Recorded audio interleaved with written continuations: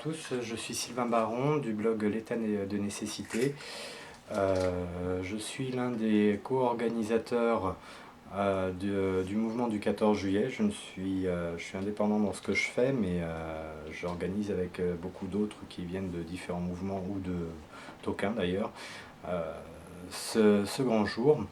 Voilà, il y a eu un appel à converger à la place de la Concorde pour 10 heures le 14 juillet. C'est une erreur folle que de converger là-bas pour les milliers de gens qui vont monter. La place de la Concorde est l'endroit où le cortège, le défilé du 14 juillet de nos troupes va s'arrêter. C'est-à-dire qu'il s'arrête là-bas. Donc il y aura partout des militaires qu'on va indisposer, mais il y aura en plus des tas de policiers pour assurer la sécurité. Et quand je parle de policiers, je parle évidemment de CRS. Ce sera un endroit ultra fliqué.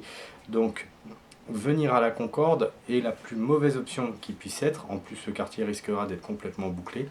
Il faut se diriger vers l'Assemblée nationale qui est éminemment plus stratégique. D'abord parce qu'on sera de l'autre côté de la Concorde et à portée de voix et de mégaphone pour nos militaires. Donc on pourra s'adresser à eux via le mégaphone ou en criant, en chantant, on pourra se faire entendre. De plus, le quartier, lui, ne sera pas bouclé, contrairement à tous les quartiers qui seront de l'autre côté de la Seine. Donc, aller à l'Assemblée nationale, déjà du point de vue de la confrontation que l'on aura avec les forces de l'ordre, est nettement plus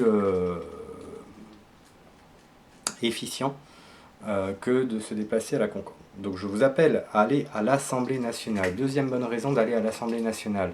C'est là-bas que sont votés les traités et les lois les plus iniques par les traîtres à la patrie de notre époque. Donc c'est bien à l'Assemblée nationale qu'il faut converger pour empêcher les traîtres de continuer à sévir. Il faut absolument leur faire sentir que le peuple souverain est là aux abords de ces institutions et empêche les députés de nous trahir, encore une fois. Donc convergeons à la Concorde, à l'Assemblée nationale. J'ai un peu de mal, je suis navré. Et il y a un autre mot d'ordre que j'aimerais dire. Il faut absolument que tout le monde s'asseye. Dès que nous arrivons à l'Assemblée nationale, il est impératif, strictement impératif, que tout le monde s'asseye. Pour quelle raison? Parce que il y aura inévitablement des gens qui viendront provoquer des troubles, et il est nécessaire que les autorités puissent discriminer ceux qui sont là avec un but pacifique de ceux qui sont là pour se confronter à elles. Les personnes assises ne représentent pas un danger immédiat, elles ne représentent pas une attitude négative ou agressive. Les personnes qui sont debout et qui auront décidé d'aller faire les zozos devant les flics seront tout de suite évacuées. Les manifestants, s'ils sont assis, ne risqueront rien dans un premier temps. Par ailleurs, soyez certains que nous aurons des coordinateurs avec la maréchaussée de telle façon à faire en sorte qu'aucune charge ne puisse venir entraver nos positions. Donc le but, c'est que lorsque les autorités des CRS clairement nous feront comprendre qu'il n'y a plus de patience de la part du préfet, nous appellerons au mégaphone et ainsi que sur les réseaux sociaux à immédiatement dégager les lieux pour converger vers BFM TV. Le but, ce sera d'assiéger cette fois-ci BFM TV. Et encore une fois, il faudra s'asseoir, attendre notre appel à évacuer les lieux, puisque le but c'est d'éviter une charge de CRS, encore une fois, pour nous retrouver au Jardin du Luxembourg, c'est-à-dire juste au Sénat. Et là, tous ceux qui auront amené leur tente devront la planter. Voilà, donc j'invite tous les Français à se déplacer le 14 juillet à l'Assemblée nationale. Typiquement, il faut arriver par le boulevard Saint-Germain et arriver à l'angle des quais d'Orsay. Donc voilà, je vous appelle à tous venir à l'Assemblée nationale. N'allez surtout pas à la Concorde, c'est une folie. Enfin, voilà, le but, c'est pas de se faire tabasser, le but, c'est de réussir à tenir le siège de Paris. Prévoyez d'y venir pour plusieurs jours, même pour plusieurs semaines pour ceux qui peuvent. J'appelle aussi tous les Parisiens à faire le nécessaire pour qu'on puisse avoir le maximum de personnes qui se signalent comme pouvant héberger des insurgés venant de la province, et je peux vous dire qu'ils sont nombreux. On a pas mal de chiffres croisés entre tous les organisateurs et nous sommes certains qu'il va y avoir énormément de Français qui vont venir de province. Il faut pouvoir les héberger après 2 ou 3 jours de siège, qu'ils aient un repas chaud, qu'ils puissent dormir dans des draps frais et tout simplement prendre une douche, être bien. Voilà, c'est un siège qui va durer plusieurs jours. L'objectif est de destituer François Hollande. Il n'y en a pas d'autres pour l'instant à ce stade. Il y en a plein d'autres qui interviendront, qui feront en sorte qu'avec les médias, nous puissions avoir un débat ouvert sur son remplacement, tant par des institutions parlementaires créées que des institutions exécutives.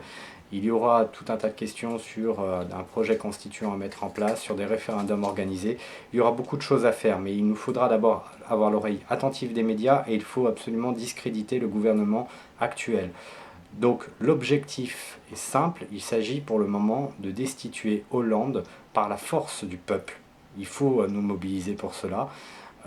Hollande s'est rendu au moins à 3 reprises coupable d'intelligence avec des puissances étrangères, c'est factuel, il suffit de lire les lois qui parlent du crime de haute trahison dans le droit pénal et de faire la relation avec certains faits qui ont été communiqués dans la presse et qui bizarrement n'ont pas suscité l'intérêt de nos magistrats, des procureurs ou des avocats, ce qui est presque malheureusement pas étonnant dans ce pays.